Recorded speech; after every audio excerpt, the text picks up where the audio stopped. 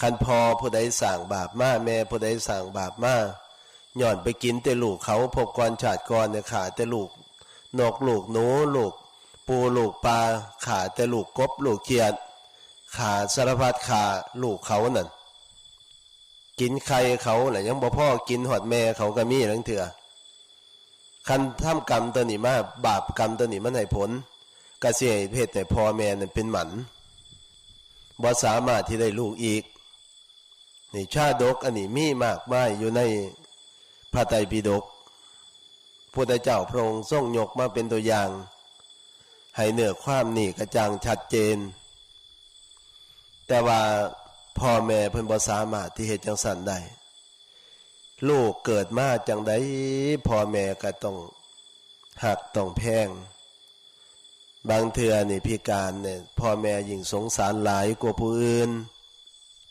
พ่อแม่ก็ยิ่งสงสารหลายเพราะว่าซอยตัวเองบ่ได้บางเทื่อก็ดีพ่อแม่จะต้องเอาจิตเอาใจเป็นพิเศษย่านลูกหน่อยเนื้อตำใจย่านลูกบ่สบายจิตสบายใจอันนี้คือความหักของพ่อของแม่แพงปานดวงตาดวงใจจะว่าเห็นพ่อแม่บางคนเนี่ยเมื่อบ้านแต่ละเทื่อเนี่ยผ้าเน้นเข้าไปเยี่ยมบางเทื่อมีโอกาสไปเยี่ยมย่อมป่าจันส่วนยายเนี่ยก็เป็นเสียสักข้างหนึ่งย่างบ่ได้แขนก็ใส่ได้ข้างเดียวบัดนี้มีหลานผู้หนึ่งเกิดขึ้นมาพอก็หนีซะหนีจาก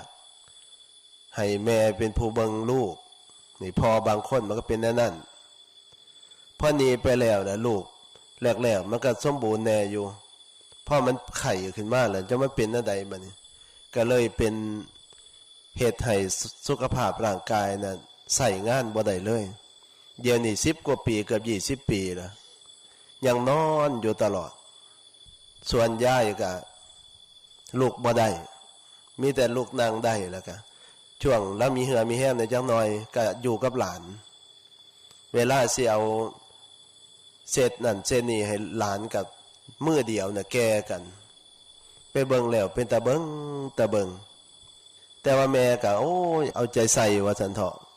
พี่ๆน้องๆก็คือกันให้ความเมตตาให้ความเอ็นดูสงสารพอแต่เกิดมาบ่ทันได้ย่างจักเทื่อเดี๋ยวนี้ยังนอนอยู่คันเฮาไปนี่หัวอักเบิ่งโทรทัศน์หัวอยู่อักอันนี้ไปเบิ่งแล้วก็เป็นสิ่งที่น่าคิดอันนี้พ่อแม่เพิ่นสั่งให้เฮาบ่ได้ตัวนี้แต่พ่อแม่เพิ่นให้เฮาสามารถที่ให้เฮานี่มาเกิดได้แต่ว่าบุญกรรมนำแต่งนั้นพ่อแม่บ่สามารถที่ป้องกันลูก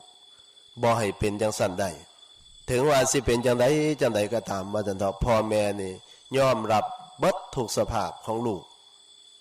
กสิเกิดมาเป็นหญิงก็ตามเป็นชายก็ตามเป็นผู้งามก็ตามเป็นผู้ขี้ร้ายก็ตามพิการก็ตามบ่พิการก็ตามพ่อแม่นี่สิเบิ่งสิแย่งตลอดอันนี้ความจริงมันเป็นอย่างสั้นเพราะฉะนั้นเนี่ยกรรมของคนเฮานี่จังเฮ็ดให้เป็นไปต่างๆกันบ่แม่นพ่อสร้างให้บ่แม่นแม่สร้างให้คือบางคนไปจมให้แต่พ่อแต่แม่ว่าพ่อแม่นี่พาทุกข์พายากเกิดขึ้นมาแล้วอีหยังก็บ่มีได้ฆ่ากำปั้นเอาอีหยังต่างๆนี่ลูกบางคนมันจมความจริงเพิ่นให้นอนอยู่ในท้อง7 เดือน8 เดือน9 เดือนเนี่ยมันก็ดีพอตายแล้วที่เพิ่นให้นอนน่ะเพิ่นบ่กินยาแท้งออกเพิ่นบ่ไปรีดออกมันก็บุญพอตายแล้วว่าซั่นเถาะออกมาแล้วเพิ่นก็ประคบประงมจนใหญ่ขึ้นมานั่นซ้ำพ่อแม่เพิ่นเสียขี้เสียเหงียวไว้ซ้ำนี่ก็เหลือกินเหลืออันนั้นแหละคุณบุญคุณของพ่อของแม่ว่าซั่นเนาะแต่ลูกบางคนมันไปด่าพ่อด่าแม่เจ้าละพาข่อยทุกข์ข่อยยากเกิดขึ้นมาแล้วบ่มีหยังนำเพิ่นเงินก็บ่มี